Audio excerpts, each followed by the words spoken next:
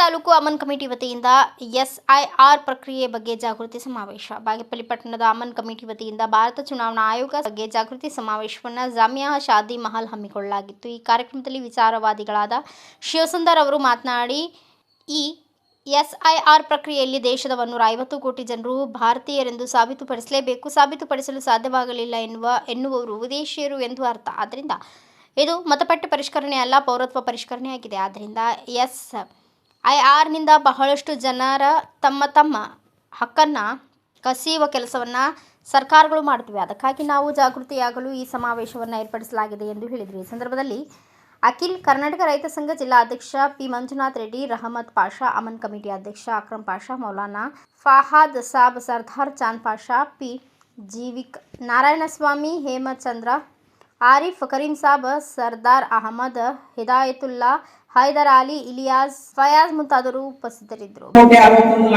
Notice ಕೊಟ್ಟರು.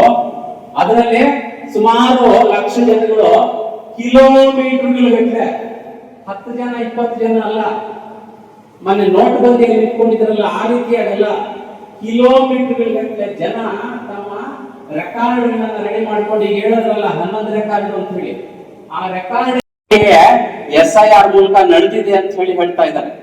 ನಾನು ಏನು ಮಾತಾಡ್ತಾ ಇದ್ದೀನಿ, ಇದು ಯಾವುದು ನಾನು ಹೇಳ್ತಾ ಇರುವಂತದ್ದು ಅಲ್ಲ, ಯಾರ್ಯಾರೋ ಹೇಳಿರ್ತಕ್ಕಂತಹ ವಾಸ್ತವಿಕ ಸಂಗತಿಗಳನ್ನ ವಿಡಿಯೋಗಳಲ್ಲಿ, ಹೋರಾಟಗಳಲ್ಲಿ, ನ್ಯೂಸ್ ಪೇಪರ್ಗಳಲ್ಲಿ ಕೇಳಿ ನಾನು ಹೇಳ್ತಾ ಇರ್ತಕ್ಕಂಥದ್ದು. ಇದು ನನ್ನ ಅನುಭವಕ್ಕೆ ಅಮನ್ ಸಂಘಟನೆ ವತಿಯಿಂದ ಎಸ್ಐಆರ್ ಬಗ್ಗೆ ಒಂದು ಶಿಬಿರವನ್ನ, ಒಂದು ಚರ್ಚೆಯನ್ನ ಏರ್ಪಡಿಸಿದ್ರು. ಎಸ್ಐಆರ್ ಅನ್ನುವಂಥದ್ದು ಸಾರಾಂಶದಲ್ಲಿ ಭಾರತದ ಜನರ ಮೇಲೆ ನರೇಂದ್ರ ಮೋದಿ ಸರ್ಕಾರ ಚುನಾವಣಾ ಆಯೋಗದ ಮೂಲಕ ಮಾಡ್ತಿರೋ ಒಂದು ಯುದ್ಧ. ಸಾಮಾನ್ಯವಾಗಿ ಈ ದೇಶದಲ್ಲಿ ಚುನಾವಣಾ ಆಯೋಗ ಮಾಡಿದಾಗ ಸಾಧ್ಯವಾದಷ್ಟು ಎಲ್ಲರನ್ನೂ ಒಳಗೊಳ್ಳುವ ವಿಚಾರದಲ್ಲಿ ಚುನಾವಣಾ ಆಯೋಗ ಕೆಲಸ ಮಾಡಬೇಕಾಗಿತ್ತು.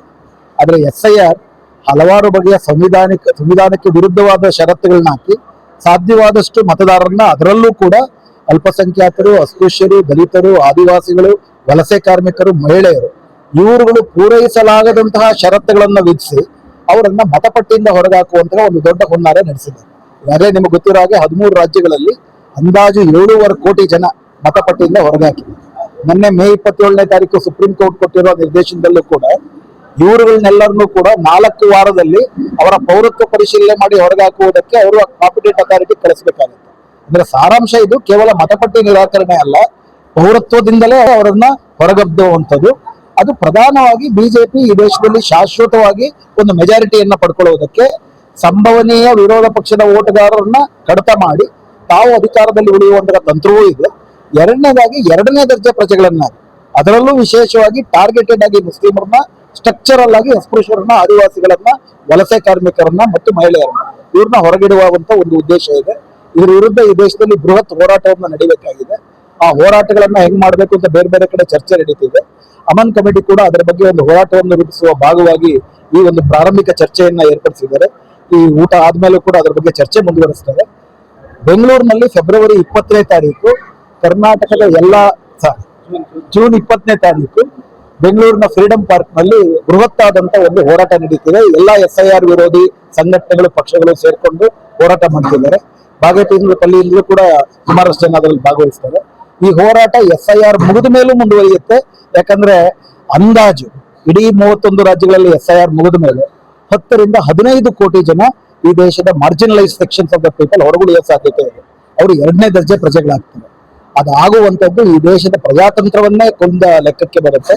ಹೋರಾಟ ಅನಂತರವೂ ಮುಂದುವರಿಬೇಕು ಅನ್ನೋದು ಇಲ್ಲಿ ರಾಜ್ಯಗಳಲ್ಲಿ ಎಸ್ಐಆರ್ ಮುಗಿದು ಕರ್ನಾಟಕ ಮತ್ತೆ 13 ರಾಜ್ಯಗಳಲ್ಲಿ ಎಸ್ಐಆರ್ ನಡೀತಾ ಇದೆ. ಎಸ್ಐಆರ್ ಇದು ವಿಷಯ ಏನಂದ್ರೆ, ವೋಟರ್ ಲಿಸ್ಟ್ ಅಲ್ಲಿ ಆದಷ್ಟು ಜನರನ್ನು ಒಳಗೊಡಿಸಿಕೊಂಡು ವೋಟರ್ ಲಿಸ್ಟ್ ಮಾಡೋದು, ಅದನ್ನ ಬಿಟ್ಟು ಇರುವವರನ್ನ ತೆಗಿಬೇಕು ಅಂತ ಹೇಳ್ಬಿಟ್ಟು ಹುನ್ನಾರ ನಡೀತಾ ಇದೆ. ಅದಕ್ಕೆ ಬೇರೆ ಬೇರೆ ಕಾರಣಗಳನ್ನು ಕೊಟ್ಟು ತೆಗಿತಿದ್ದಾರೆ. ಅದರ ಬಗ್ಗೆ ಅಮನ್ ಕಮಿಟಿಯವರು ಚರ್ಚಿಸಿ ಎಲ್ಲರಿಗೂ ಇದರ ವಿಷಯವನ್ನ ತಿಳಿಸಬೇಕು ಅಂತ ಹೇಳ್ಬಿಟ್ಟು ಇವತ್ತಿನ ಒಂದು ಸಮಾವೇಶವನ್ನು ಮಾಡಿದ್ವಿ. ಈ ಸಮಾವೇಶದಲ್ಲಿ ಎಸ್ಐಆರ್ ಇಂದ ಆಗುವ ಅನುಕೂಲಗಳು, ಅನಾನುಕೂಲಗಳ ಬಗ್ಗೆ ಬಂದ ಅತಿಥಿಗಳು ಕೂಲಂಕುಷವಾಗಿ ತಿಳಿಸಿದ್ದಾರೆ. ಈ ಸಭೆಯ ನಂತರ ನಾವು ಇದನ್ನ ಕೂತು ಮತ್ತೆ ಅಮನ್ ಕಮಿಟಿ ಮತ್ತೆ ಇಲ್ಲಿ ನಡೆದಿರೋರು ಸೇರಿ ಇದರ ಬಗ್ಗೆ ಒಂದು ಪ್ರೊಟೆಸ್ಟ್ ಮಾಡುವ ಒಂದು ನಿರ್ಧಾರವನ್ನು ತೆಗೆದುಕೊಳ್ಳಬೇಕು ಅಂತ ಇದ್ದೀವಿ. ಯಾಕಂದ್ರೆ ಎಸ್ಐಆರ್ ಇಂದ ಜನರನ್ನ ಆಚೆ ಇಡುವ ಪ್ರಯತ್ನ ಮಾಡ್ತಾ ಇದ್ದಾರೆ. ಎಕ್ಸಾಂಪಲ್, ಬಹಳಷ್ಟು ಕಂಟ್ರಿಗಳಲ್ಲಿ ಆಗಿರ್ಬೋದು, ನಿರಾಶ್ರಿತರನ್ನ ಅವರ ರಾಜ್ಯಗಳಿಗೆ ಬಂದ್ರು ಅವ್ರನ್ನ ಆಚೆ ತಳ್ಳಬಾರದು ಅಂತ ಬಹಳಷ್ಟು ಕಂಟ್ರಿಗಳು ಇದೆ. ಫಾರ್ ಎಕ್ಸಾಂಪಲ್ ಅಮೆರಿಕಕ್ಕೆ ನೀವು ಯಾವುದೇ ಕಾರಣದಿಂದ ಹೆಂಗೋ